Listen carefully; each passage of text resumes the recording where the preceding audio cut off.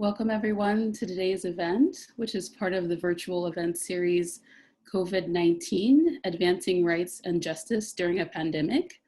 This series is convened by Columbia Law School International Human Rights Clinic, the Duke Law School International Human Rights Clinic, Columbia's Center for Gender and Sexuality Law, and Just Security. My name is Aminta Ossom. I'm a clinical instructor at the Harvard Law School International Human Rights Clinic, and I will be the moderator for today's panel, which is on rethinking essential business, work, and human rights in the COVID-19 pandemic. I'm delighted to be here today with four incredible panelists, and I'll introduce them in no particular order. First, we have Kim Cordova, who is president of Local 7 of the United Food and Commercial Workers International Union, Janhavi Dave, the international coordinator of Homenet South Asia, which is a regional network of home-based workers organizations, Anita Ramasastry, vice chair of the UN Working Group on Business and Human Rights. Anita is also professor and director of the Sustainable International Development Program at the University of Washington School of Law. And last but certainly not least, we have Alison Kiehl Friedman, who is executive director of the International Corporate Accountability Roundtable. Thanks to all of the panelists for sharing your time and insights today, and I'm really looking forward to the discussion that we'll have together. Today's format will be a moderated discussion, so I will kick things off by asking a few questions of my own, and then we'll turn to questions from those who are following along with us virtually.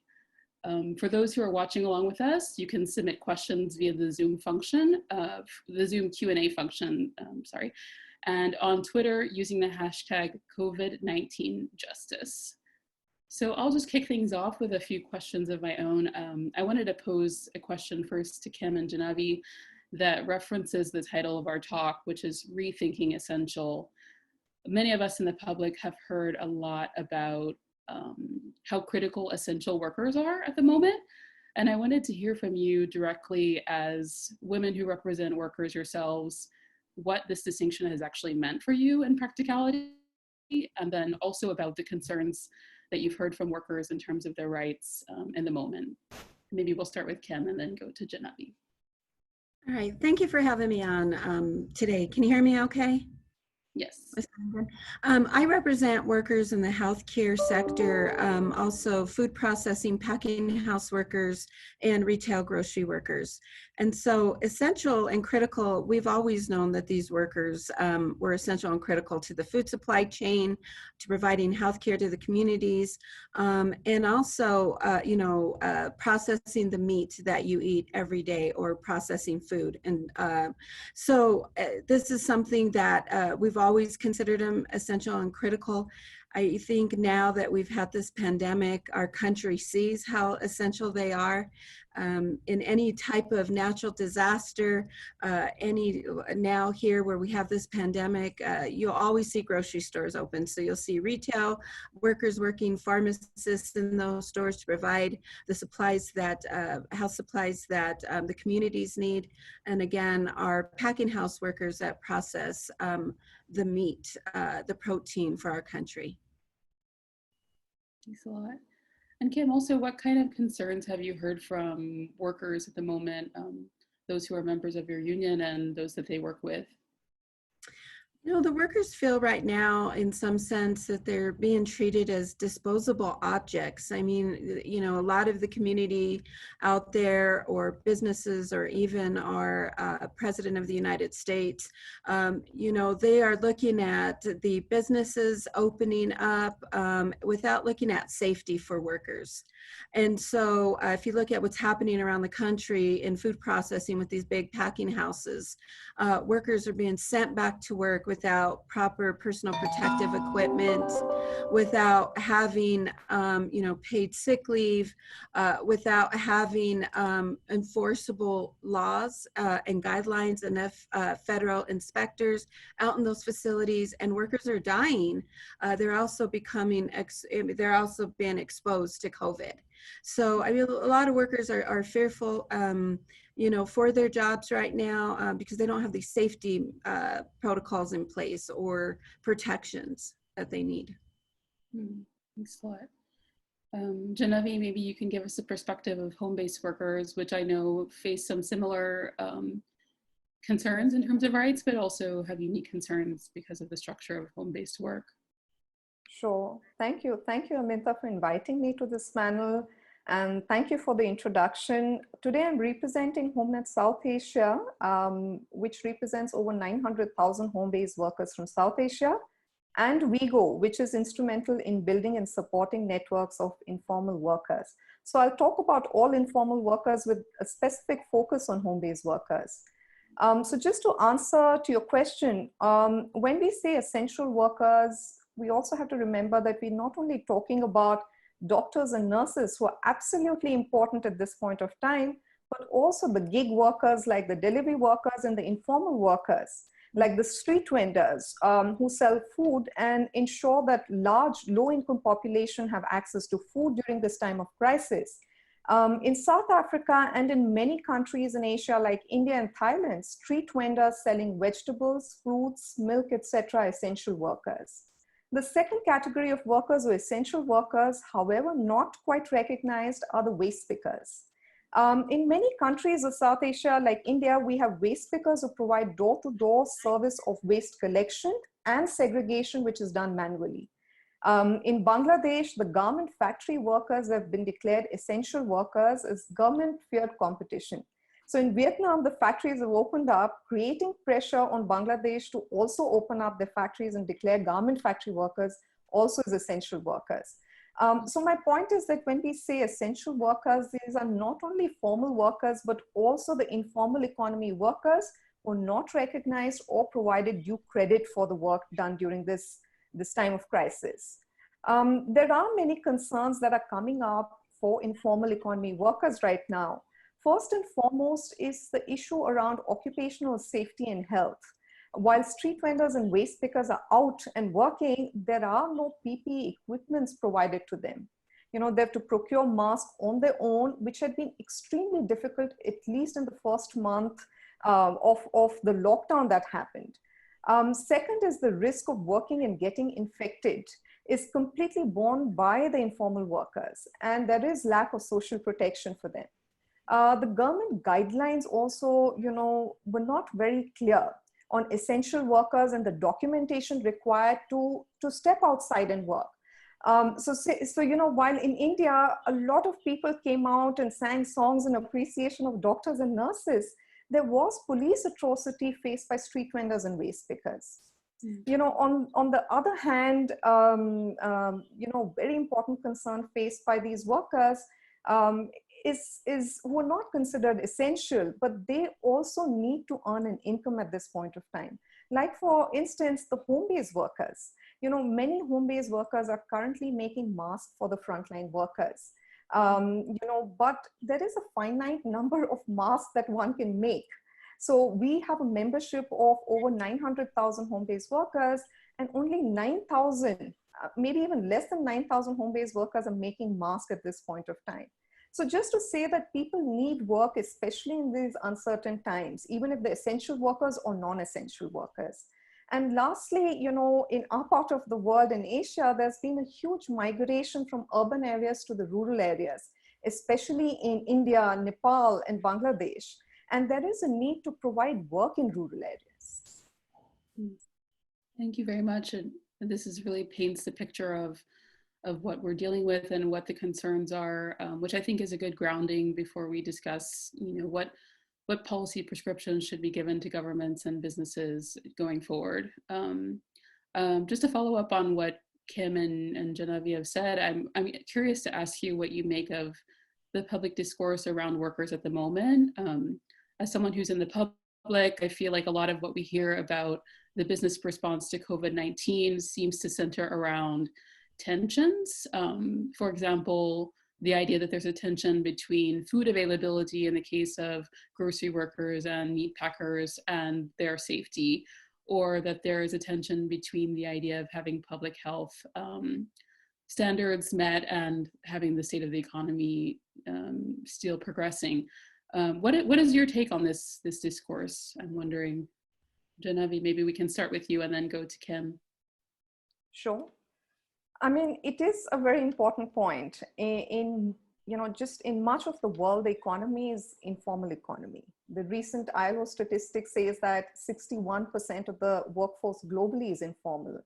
In parts of Asia and Africa, the figure is almost 90%. And most of these informal workers live with low and irregular income with poor savings. So today they're facing key tensions like need for income versus the health risk that they face. So there are many quotes, that you'll find from informal workers who said that if not from COVID-19, they may die of hunger. If I talk about home-based workers in particular, they work from home due to many reasons. In a garment hub in India with sprawling factories, many women home-based workers refuse to work at factories, of course, due to the unpaid care work responsibilities that they have at home, but more importantly, because of the violence faced on the factory shop floors. Today the same home-based workers are ready to work at factories despite all these existing issues and with additional health risks that they will face now due to COVID-19, only because they need the income to feed their families. The other tension which I'd like to talk about is between, these global brands or the global retail companies and with the suppliers in South Asia. So the global brands outsource production to suppliers in South Asia to meet this, growing demand of fast fashion and to reduce the production costs. While many have written about the exploitation in these supply chains have also provided work to many, including the women home-based workers. Now, due to COVID-19 and the lockdown thereafter, the global retail companies have found that these supply chains to be very vulnerable and also contemplating of either shifting these supply chains closer home or depending heavily on technology for production. Now, what does this mean for the factory workers and the home-based workers who have made these companies profitable for over 2 decades now? So workers are not only worried about not having work now, but they're also looking at a possibility of no work in future. Mm-hmm. That's very concerning. Kim? With the workers that I represent, many of them being responsible for the flow of the food supply chain, what's happening in this country, our workers are dying. And you're seeing that, the consumer in one hand may be worried about the steak on their plate or, a cheeseburger or these grocery stores being filled. But the most important and critical part of the food supply chain is the workforce. And so there is not, you're seeing people dying in these industries. And it's because the response by most of these employers were late or it was inadequate. I mean, when COVID first came to the US, knowing what happened in other parts of the country, yet these employers still did not provide the highest level of personal protective equipment. They also did not want to install some of the safety measures that they had to put in as far as like putting in dividers or working, putting in strong safety protocols for these workers around social distancing. And they were putting profit first over the safety of the workers. I mean, I believe that what's happened around this country is a human rights violation because they're not looking at worker safety and how, it doesn't matter what, whether somebody wants their meat processed or groceries put on, they can't do this without the workforce. And we need stronger laws and protections put in place to keep that food supply chain going. There are, it really seems to workers that they're being treated as just some disposable object. And they're being sacrificed just so business can keep operating. And really in our country, I can't believe that this is happening. These workers are the backbone of this economy. And the backbone, these blue-collared workers, they're the backbone of this country. And to allow them to die and not, we're sending them out there because they're critical and essential, and they were not allowed to shelter in like most other employees had that opportunity around the country. These workers had to go to work.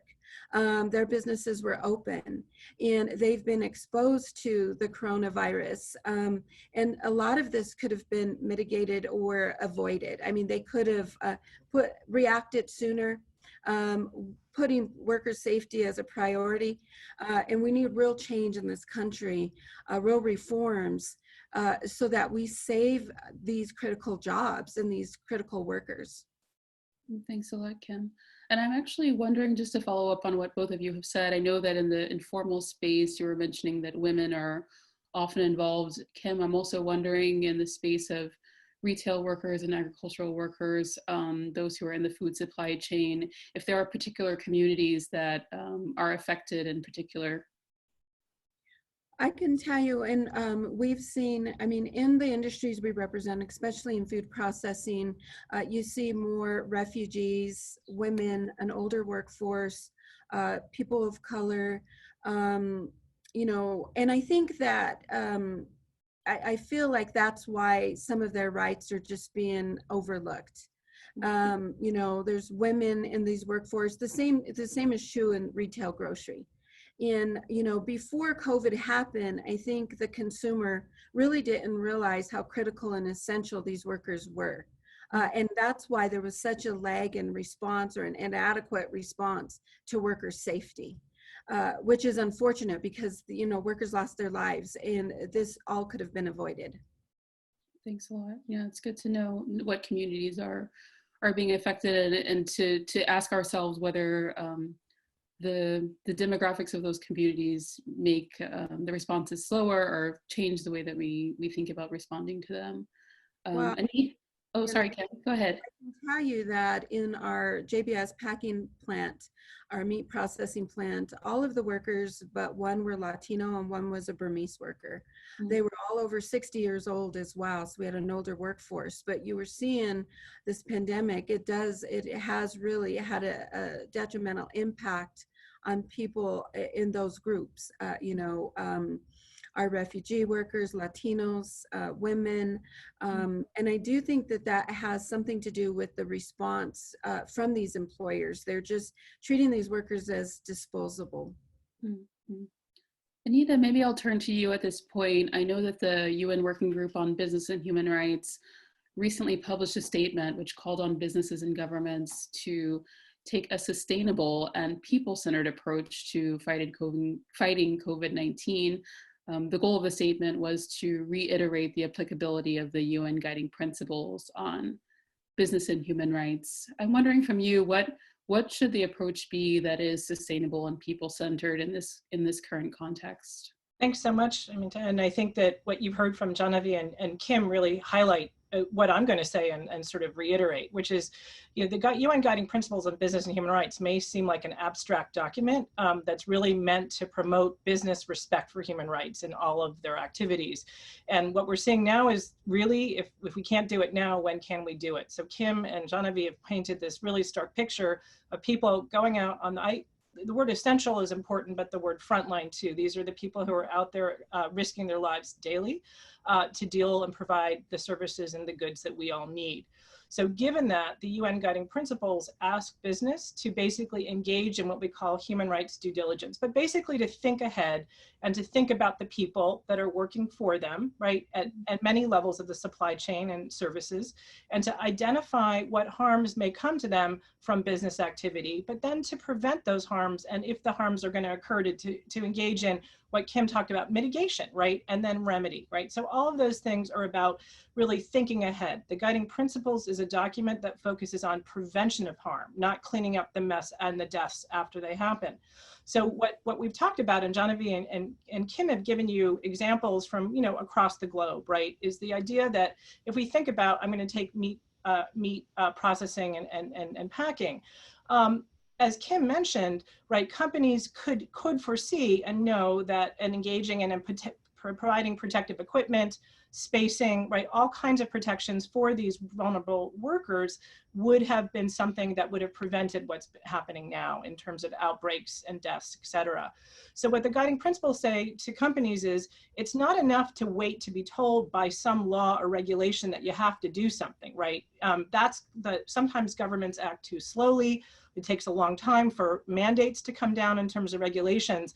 But companies can figure out by consulting public health experts and dealing with issues, what steps need to be taken now to ensure that their workers remain safe and healthy, and to ensure, again, in their own interest, right?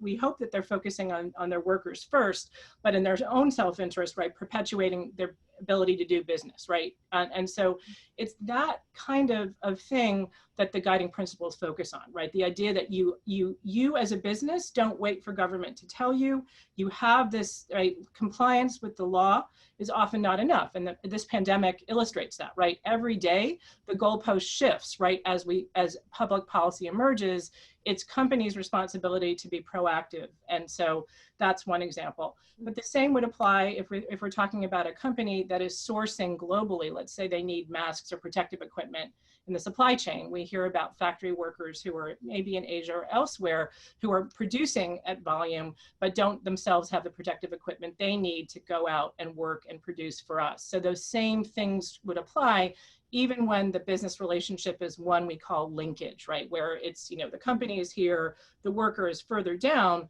but you have to anticipate, right? And so in terms of contracting, you need to contract with suppliers that you can ensure to some degree are going to take the right measures, right? And so this is what the guiding principles focus on: respect for human rights through that proactive due diligence. And so here we really see it. And that's, I think, the working group's key message. But that leads me back, and I'll say just two other things before we turn to Alison, and hearing a lot about civil society's, right, perspective on this, is that we also want government to act, right? So we're saying business, you need to respect and be proactive, but we also need government to mandate these processes. So not just about, you know, what is social distancing now, but that what we need, and the EU is now moving in this direction, something called mandatory human rights due diligence, right? We need governments to require businesses to be proactive, right? So that legislating requirements that businesses actually look and identify those impacts that are going to happen to their workers or other people who are linked to their business activity. So there's certainly a role for business. There's an essential role for companies here that's vital to all of our survival. And the last point is thinking much more long-term. You know, we're talking right now, a lot of our discussion has been about sort of the risks to health and safety on a daily basis for workers, but there's also just an issue of more systemic, right? So as Janhavi mentioned, as we look at issues of what's going to happen next, right, as we move into recovery and business models change, we would ask companies to engage in that same long-term thinking. Before they cancel a contract with a factory in Bangladesh, before they lay off workers, right, actually thinking through what the impacts of their business decisions are, not only to their bottom line, but to the long-term welfare of the people who have served them so much for so many years, right? So the idea of human rights due diligence is not a one-time short-term thing. It's about a long-term, as you mentioned the word, sustainable and resilient process, right? But I think the larger issue that this crisis has illustrated is it's in everybody's interest for that to be the case, right? That we want a healthy business ecosystem. So with that, I'll look forward to answering questions, but and really thank everyone else for their wonderful comments today.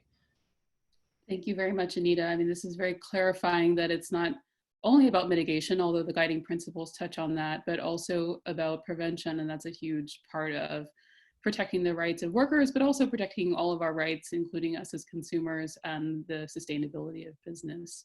I don't know if anyone else wanted to jump in on that question of your own vision of what is people-centered or sustainable. I can go to the next question that I actually had, which is, this is Anita's points were a good lead in to this question that I have for Alison and others. I know that before this crisis, there was already a movement pushing for greater accountability for corporations and a better balance between the interests of businesses and the wider public. I'm wondering now, because we have an opportunity to talk about not only mitigation, but also prevention, like Anita mentioned, what changes you would like to see from the perspective of ICAR and from your own perspective as an advocate at the moment to ensure that rights are protected in the current context, and also what should be done in the future to prevent the kinds of breakdowns that Kim and Janhavi have mentioned. Thank you, and thank you, Kim, Janhavi, and Anita. Look, I think we're fundamentally here because there has been a disconnect in the policy making that preceded this pandemic and in the policy making, both corporate and governmental, within this pandemic between, what is essential to a society and what is deemed essential by a very narrow set of power brokers and elected officials to their daily lives. And I think, there are these immediate needs right now that are not being met, and have been created by a long running and kind of institutional willfulness in ignoring both communities most impacted and science.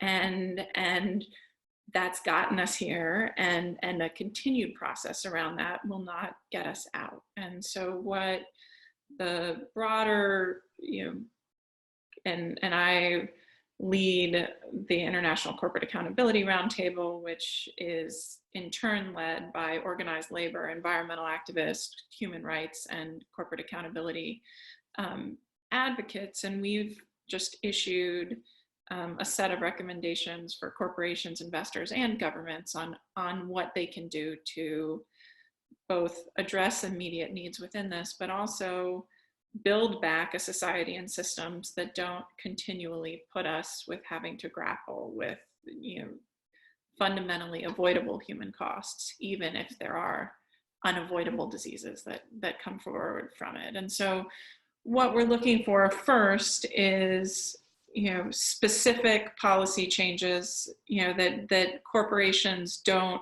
and governments don't use this crisis as an excuse to jettison human rights, that they prioritize targeting resources towards meeting the needs and protecting the human rights of people who have been most socially and economically impacted, and that there is a long-term policy reform process that begins to address the structural and systemic equality that has exacerbated the negative impacts of this crisis. I think, most immediately right now, we're asking for strengthened labor protections and social safety net programs, the protection of the right to join a union and collectively bargain, and to continue to maintain the strength of and strengthen environmental protections.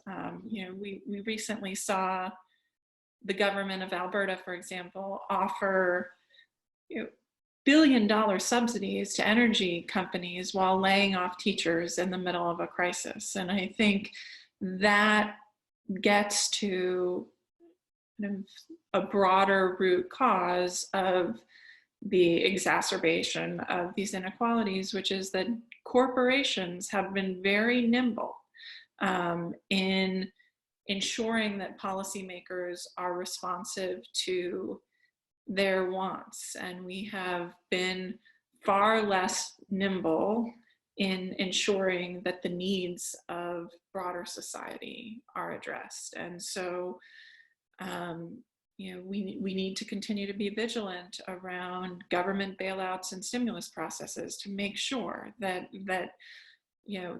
those supports that are necessary supports for the economy come with clear and enforceable conditionality. We can't, all of society will suffer if, governmental stimulus is used to, for stock buybacks and executive compensation while layoffs are occurring. And to Anita's point, I think there's a lot more that needs to be done around mandatory human rights due diligence in, beyond the European Union, which has led on it. And I look forward to talking more, if there's time, about how America can honor, the United States can honor its responsibilities around that. We have set global norms on corporate accountability related to bribery and corruption with the Foreign Corrupt Practices Act. We could do the same for grave human rights abuses, and I think there's an incredible opportunity right now, with all we've learned through this process, and with all of the vulnerability that will not only be there, but increase in the economic build back after the crisis, to ensure that we are not incentivizing forced labor and human rights abuses in our supply chain and the pressure to get back. I think, you know, what Kim spoke to earlier when you asked about kind of this tension between workers and food provision, we know that good policy treats those demands as linked rather than ranked, right? We cannot, you know, solve for the economy at the expense of public health. We can't solve for consumer demands at the expense of the people who meet them. The last thing I'll say on this is, I think there is, you know, this our understanding of the policies that would responsibly respond to not only society's needs, but growth and opportunity and public support for them are actually much closer together than our understanding of the policies that are needed and our belief that we can get them done. And I think that speaks to an ongoing need to really address how much corporations have captured public policy making at the expense of the public interest, and the concrete reforms that are needed to make sure that policymakers, you know, can act in service of their mandate. Thanks a lot, Alison.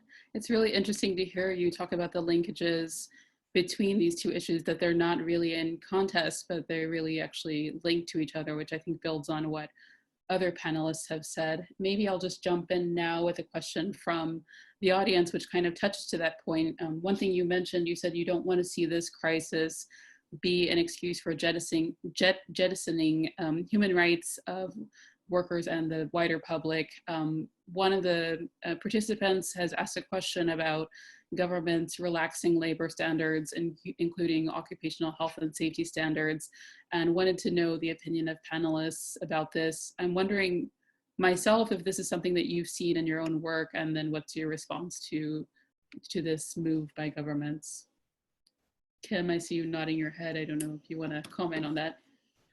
I do. I can give you a strong example of what happened because we don't have enforceable laws.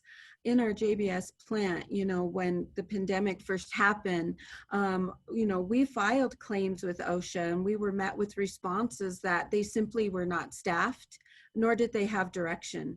The companies were inadequate in their response, and we kept, you know, looking for them to apply the CDC guidelines or OSHA regulations. And of course, they're just guidance. It's just regulations, and they're not enforceable.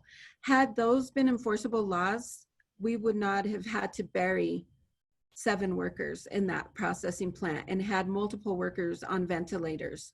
So, I mean, they have deregulated OSHA to the point where it's really almost been, the agency has been non-existent. And this has been a factor, a mitigating factor in why there has been so much exposure in the workplace, because of deregulation by our administration. And workers, citizens, you know, human beings are losing lives here, and for the sake of commerce, for business, in the name of the economy, but they forget that the backbone of the economy is the worker. You know, and so absolutely there needs to be some reform. We need to not deregulate, but strengthen safety laws and have enforcement mechanisms, not protecting the companies from liability, but holding them accountable. Mm-hmm. And another question that came in, actually, which I think piggybacks on these points that Kim have made. For Anita, I think maybe you could answer this question. One of the participants asked, what what does the UN guiding principles say about consulting workers and actually taking their perspectives into account? This person expressed a concern that occupational safety and health considerations aren't included in the UN guiding principles. Well, a couple of things. I'll take that last piece first. The UN guiding principles are just a framework document, and they call upon states and business or governments and business to deal with human rights protection through core international human rights treaties and obligations. So the ILO core labor standards, for example, are a key part of that. So occupational health and safety is certainly part of that larger set of criteria or requirements that we would expect companies and governments to look to, right? So just to say occupational health and safety from our perspective is part of that. But in terms of the more important question, right, of course, yes, the guiding principles talk very much about engagement with stakeholders and rights holders, right? That at the end of the day, consultation and understanding of what needs to be done comes in, you have to talk to the people who are impacted. So in this case, as we're talking about workers, it's workers. I think the big challenge, and Kim has mentioned this, right, is that both for businesses and for governments, we're hearing a lot of we're understaffed, we're under-resourced, we can't do this right now, right? And our response to that is there should not be a protection gap, right? That at the moment, if you have to figure out different ways to do the same thing. If an inspection can't take place of a particular factory, then you need to go talk to the workers, right? You need to do a virtual inspection. I don't have those answers, right? Kim and others are going to be in a better place to say, or Janhavi, here's what you need to do instead, but we need to devise ways of making sure we understand what's happening on the ground. This is true of factory inspections as well in supply chains, right? All of that we have to figure out. And the second is, it's again, as we talk about, this is not about trade-offs, right? If it takes time to figure out how a worker can work safely, then it is imperative to take that time, right? It's not about back to work first, and then we'll figure it out along the way because of the facts that Janhavi and Kim keep mentioning, right? It's really good today that we're hearing about very specific impacts to those people. So that I think is the larger issue. But yes, worker voice is so critical here. My university now, we are just documenting that, right? We are now putting out a digest where we look at the 50 states and we just try to figure out what are workers trying to say. Last point is that, the other unfortunate thing that we're seeing happen with some companies is that they're trying to silence the workers, right? They don't want them to actually publicly speak out about what they're experiencing. And this, again, is just for everybody unacceptable, right? I mean, that should not happen. Retaliation or any way to silence them. Thanks a lot, Anita. This is very, very helpful to have this framework of the UN guiding principles, but to know that they build on and reinforce other international labor standards. Actually, building off that, another question that I had for myself was, I've seen a lot of really excellent reporting about what impacts are happening to workers, either through the radio or through local news media. A lot of people have been very vulnerable about giving their stories and been very open and specific about the impacts that COVID-19 and the response to COVID-19 are having among workers. And I'm actually wondering from Janhavi and Kim, if you could tell us a little bit about what is the experience of workers advocating for themselves and how that works in your different sectors. Janhavi, you want to start and then we can go to Kim. Yeah, sure. I mean, our experiences have shown that whenever informal economy women workers are legally permitted to have a seat at the policy table, they're able to advocate effectively for their rights. So like, for instance, home-based workers, women's organizations in Pakistan have negotiated for a policy for home-based workers. Homenet Thailand has negotiated for universal healthcare assistance. We have a smaller producer company of home-based workers called Sadhana in Udaipur in India, who've negotiated for Provident Fund and Social Security to be included in piece rates received from the global retail companies. And also during this time of crisis due to COVID-19, we've witnessed that it is these informal economy women leaders who've taken responsibility in demanding for better support programs, linking workers to the government assistance programs and get access to work. So we have trade unions in India like, Seva and Learn, who are ensuring that ration shops have food and is provided to people who hold the ration cards as well as the migrant workers. while organizations like Sabah in Bhutan and Nepal and home-based workers in Uruguay have gotten orders to make masks and coveralls for the frontline workers. So I just stop here. Yes, great. And Kim, do you also feel like having workers at the table changes what you see in terms of the policies that governments and businesses take, and what has been your experience in that regard?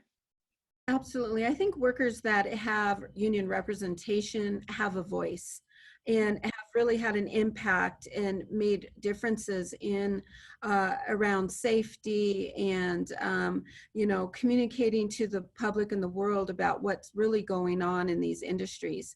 For those workers that do not have representation, you've seen them be terminated, their voice has been stifled or silenced. You've seen Amazon workers stand up, they want a union, and they have walked out over safety conditions in their facilities, and some have been terminated in some of these type of sectors. In food processing, the union plants, the unionized plants, we've been out there strong on the front, lobbying on their behalf, speaking out, demanding safety protections for these workers. It's the non-represented worker that has been silenced, and really because of the they have made it, our government has made it harder for workers to unionize and to have the right to collectively bargain and to have a voice. So we need to have real reform around labor and labor laws in this country. But those that have representation, we have been out there in the front, representing the front line and advocating for the protections that they need. And so they do have a voice. Thanks a lot.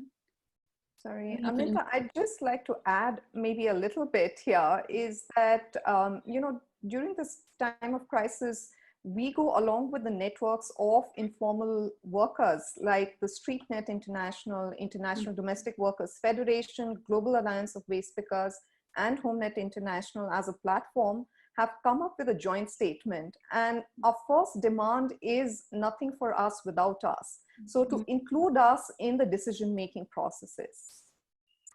Thanks a lot. Yeah, that's very good to know about these resources, and I hope that people will also look them up. I know that Anita also added the statement of the Working Group on Business and Human Rights into the chat. So I hope people will consult these resources and use them to know about what our priorities at the moment and how we can reform systems so that we don't experience the kinds of rights violations and abuses that we're seeing today. Another question that came up, and I think I'll just post this to the whole group, was what can we do as consumers and the general public to push businesses and policymakers to make the reforms that are necessary to protect workers and to have more sustainable and people-centered supply chains. One of the questions that this participant asked was whether boycotts are the right idea, because she's thinking of, if there are companies that seem resistant to protecting workers, that maybe that would have been one impulse, but there is a concern that maybe that will decrease the demand for workers and actually harm communities more. I don't know if you have any of the panelists have a perspective on this. How can the larger communities of our different countries help to make change in this area?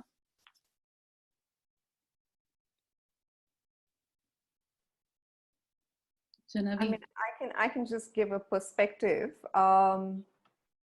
Okay, it just seems that I haven't lowered my hand, so that's the reason I have to answer. But nevertheless, the thing is, with this crisis, we're also seeing that a lot of countries are talking about protectionism, right? And going national with your own products. And that's also something which is going to, say, boycott certain products and buy only national products. In some ways, it could be useful for home-based workers, or especially artisans, right? If that is being promoted. But I feel that it's about consciousness of consumers. It's not to say, let's boycott this product. It's about, what are you buying? Who's making the product? Go behind the story. Don't just consume you know, I mean, there is environmental impact on it. So you can't just go consuming a lot. Like the fast fashion, it's not useful for anybody but a global brand. So instead of boycotting, I think the other way to look at it is let's promote certain products which are more ethical. Any other perspective on this? I don't know, Alison, if you wanted to say something there.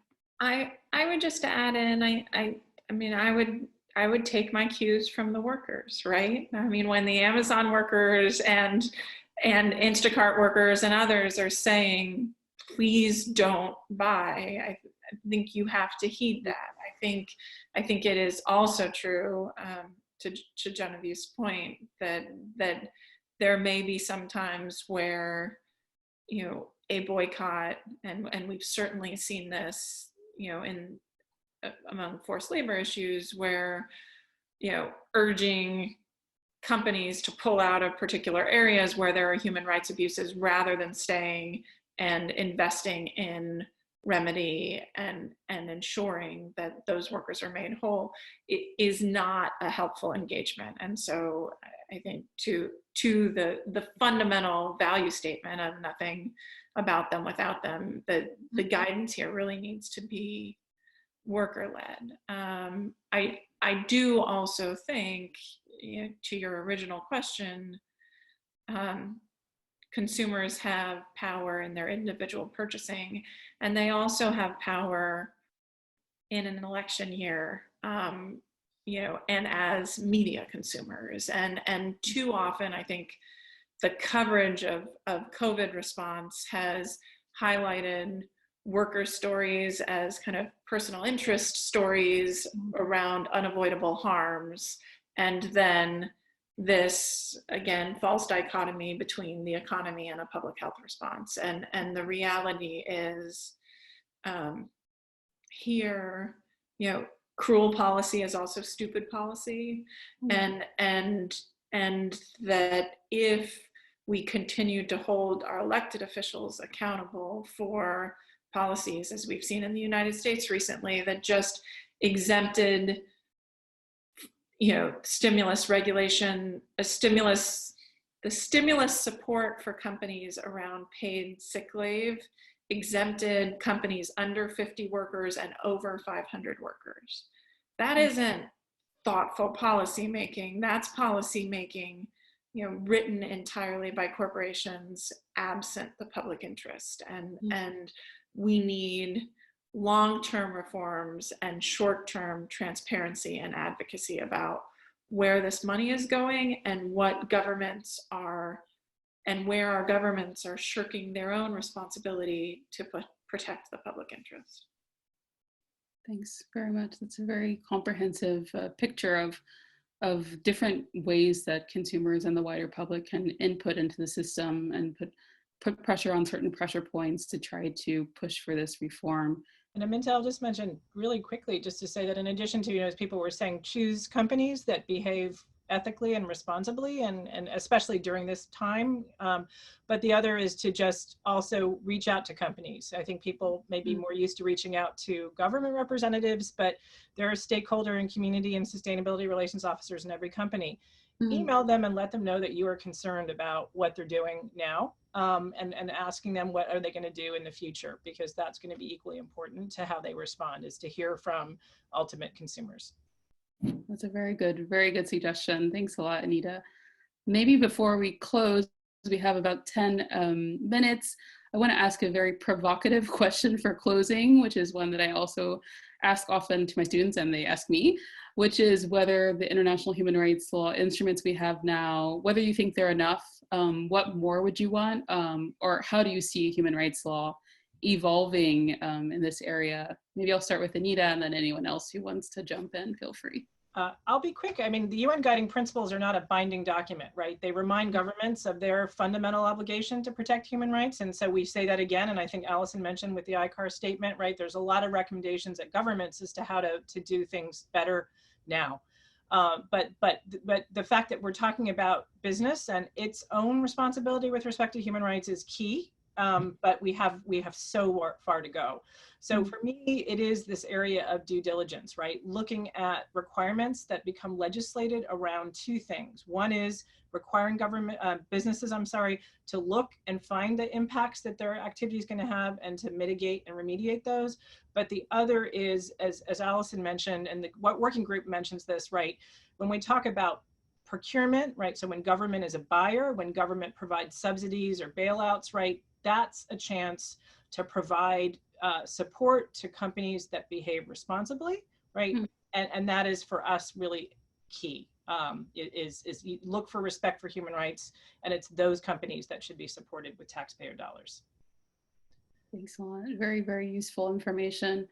I don't know if others want to jump in, what more you would want to see in supplement to, maybe not in competition with international human rights law, or where you would want to see national law evolve to better prevent some of these rights abuses. I'll jump in. I think in short, no, if the laws were adequate and the enforcement were adequate, we wouldn't be here right now. And so there are additional needs, and I think, you know,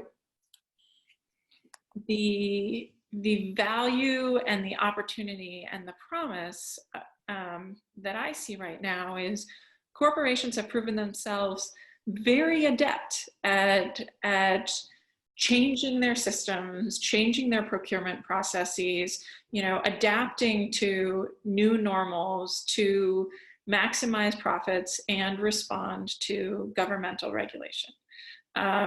What we haven't seen is, you know, regulation that prioritizes, you know, the responsible environmental stewardship and protection and respect for workers' rights in a way that truly impacts businesses' bottom lines to require a level of responsiveness that again still enables businesses to thrive, but includes the public interest, broader society, all stakeholders in a way that, for example, that, you know, Business Roundtable said last August was the purpose of a corporation. And, you know, I mentioned earlier, we've seen that work around bribery. We've seen that work around terrorist financing. We've seen it work in a range of different areas. We haven't seen it universally applied to change the norms for how businesses engage in a global economy and protecting workers' rights. And I think there's a need and an opportunity right now to build back better. Thanks so much, Alison. Janhavi, please go ahead. Yeah, I mean, you know, we do have the UN guiding principles on business and human rights. They're good and established that labor rights are human rights. The OECD guidelines have a section on home-based workers, so we're not complaining there either. I mean, we don't need new instruments, you know, but they do not impose, like Anita said, any binding legal obligation on states or corporations. What I would like to see is some teeth to this instrument, you know, that's something that we'd like to see. Definitely. And Kim, maybe what you would want to see in terms of what's happening at the national level and what's happening on the ground, anything that you think could help in terms of reform from the law? Absolutely. I think that we need to strengthen our labor laws in this country so that workers are protected. We've seen these laws just get they're just stripped. It's harder for workers to organize and have a voice here. And really also we need to make sure that these companies, their response to workers that stand up, and a lot of times they want to escalate automation And that's really concerning to workers. So sometimes they feel like they can't say anything because a company will automate their job. But where are all these human beings going to work in this country? You can't keep the economy going if you don't have good jobs. And so we need to keep that conversation going. We need to have stronger safety rules and enforceable laws. We need to have oversight, inspectors out in these facilities watching them. We need to have paid sick leave for workers so that we stop a work while sick culture in this country. Paid family leave so that workers don't have to make a decision whether to go to work and leave their family member dying at home or sick at home. You know, need teachers to be paid the way that they should. They're taking care of our kids that are growing up, and they're helping us raise our families. Our teachers are so important to us. So we really need to put focus back on our workforce, the backbone of this country and the backbone of this economy. And we cannot go forward without putting those protections in place.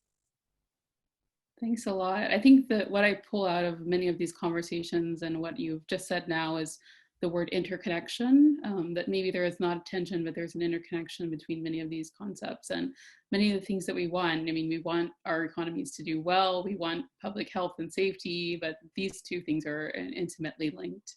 I want to do a rapid round before we close, and each person to say if there is one word that stuck out to you from the conversation now that you want to be the takeaway. Maybe Janhavi, do you have something that stuck out in addition to interconnection?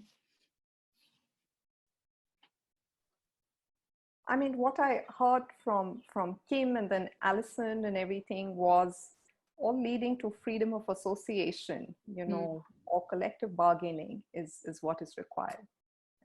Definitely. Thanks a lot.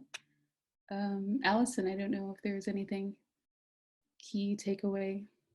Yeah, I think this idea that, and Anita, Janhavi, and Kim all spoke to it, that workers' rights and protection, occupational safety and health is not something you get to after you're done addressing the immediate economic needs. That like this is basically the minimum viable product here is an economy that honors these fundamental human rights at the outset, and we need to figure out how to start there, not how to get there.